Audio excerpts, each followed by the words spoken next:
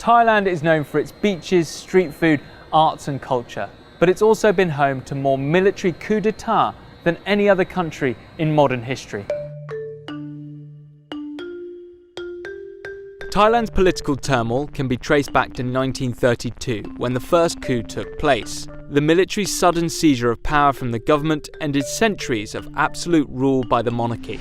New Mandala, an academic blog on Southeast Asian affairs, found Thailand has had 13 successful and 9 unsuccessful coups in just over a century. The most recent was in 2014. But the country's recent divisive politics has been attributed by many to the rise of this man, Thaksin Shinawatra. Thaksin's a telecommunications billionaire who was elected Prime Minister in 2001. He offered voters incentives like cheap medical care and debt relief, as well as subsidies for farmers, making him so popular that he became the first democratically elected Thai Prime Minister to serve a full term. He also won re-election by a landslide in 2005.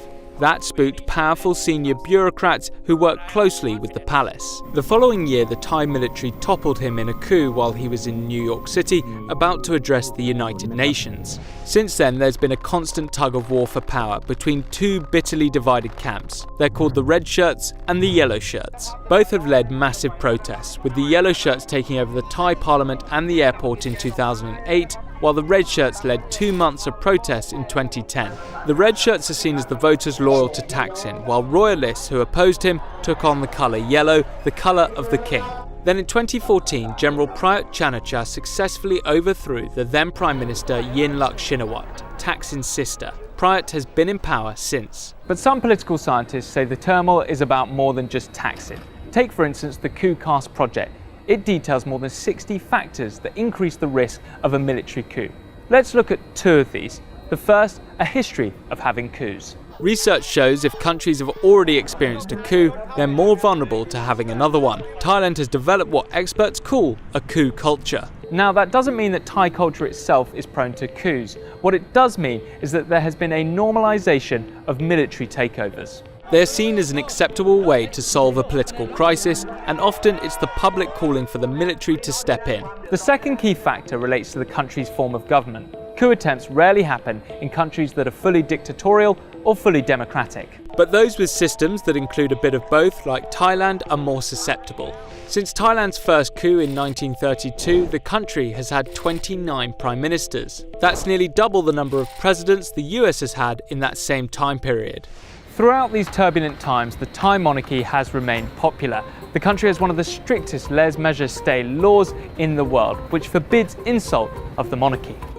King Bhumibol Adulyadej was crowned in 1950 and was deeply respected throughout his reign of nearly 7 decades. At the time of his death in October 2016, he was the longest-serving monarch in the world. He was succeeded by his only son, King Vajiralongkorn, who was crowned in 2019. In February, the new king's older sister, Ubol Ratana Rajakanya, announced she was going to join a party aligned to the Shinawatras, and that she was vying for the role of Prime Minister.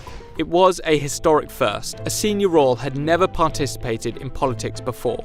And even though the princess no longer had royal titles following her marriage to a commoner in the 1970s, it still made international headlines.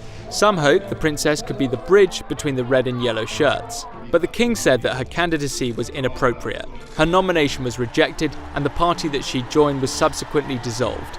The following month, it was time for the 2019 election. Even though Thaksin Shinawatra was still in exile, the third incarnation of his political party, now the Pheu Thai Party, won the most seats. It failed, however, to get an overall majority, and the party's attempts to form a coalition government were unsuccessful. Instead, Parliament elected General Prayut Chan-o-cha to the top office, allowing him to continue to serve as Prime Minister, despite claims from opposition leaders that the vote was rigged.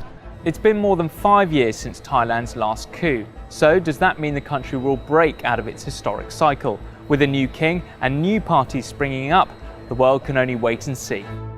Hi guys, thanks very much for watching our video. If you want to see more of our content, then check out these videos, and do comment below the video to let us know your thoughts on Thailand's current political situation. And remember, don't forget to subscribe.